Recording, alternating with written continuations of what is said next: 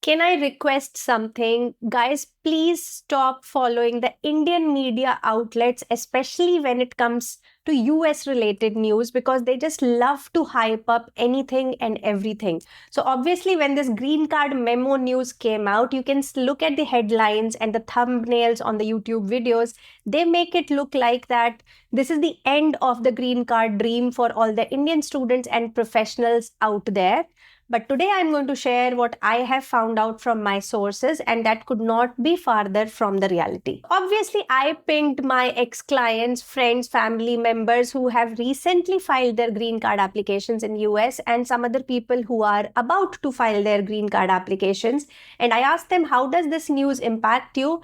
And honestly, they were laughing and smiling on all the news that is getting generated in India. They told me the reality. That is what I'm going to share today, and also how you should interpret this news. But my request is again, please stop blindly following these news channels. They will just raise your BP for no reason.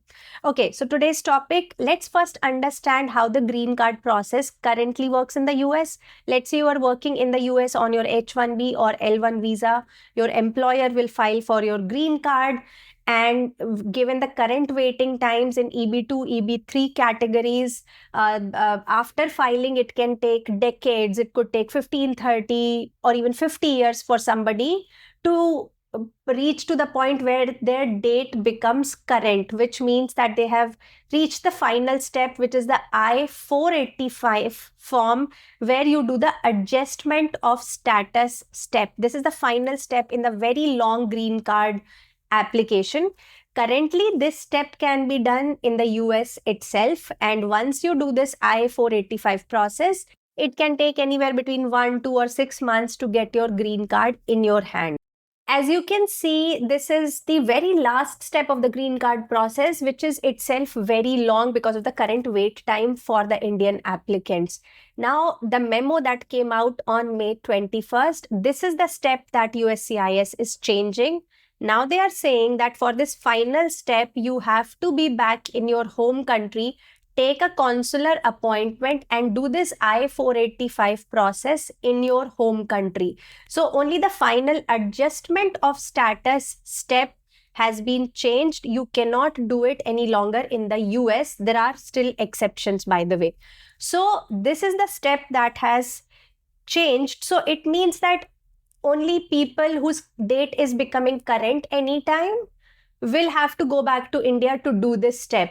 And even let's say you go back to India, the additional time that it's going to take for you is whatever time you need to take that consular appointment. And assuming the worst case backlogs, etc., it could maybe add 12 months the wait time to the current process. So it just shifts the process by that much time. And of course, the risk of going back to India and hoping that things happen smoothly. That is the only change. You can still be in the US on H1B when you are filing for your green card.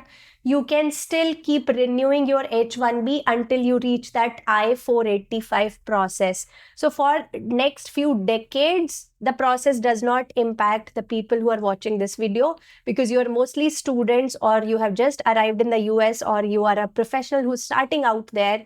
You have a long way to go before you reach that I-485 wala step. So essentially, this memo does not even impact you, and it should not impact your study plans. I'm not saying this news means nothing, but I am saying it's not at all panic inducing like the Indian media is trying to make it to be. Some people are even saying that in between there are going to be other administrations, other presidents, and we never know when they might revoke this change, even if it gets into impact. And like everything else with the Trump administration, I'm sure we are going to get more clarification in the coming few days. But as of now, all I want to tell you is that it really does not have any material impact on your study plans in the US, because your H1B timeline and filing for green card, etc., can go on as before, as it always has worked. But of course, if there is any material change or add-ons to this news that impacts you, I will of course create another video on it. I hope this video helped you. If you still need more clarification or if I've missed out any point, please don't forget to leave in the comments below. I hope this helped. I will see you guys next week with a fresh new video. Until then, take care. Bye-bye.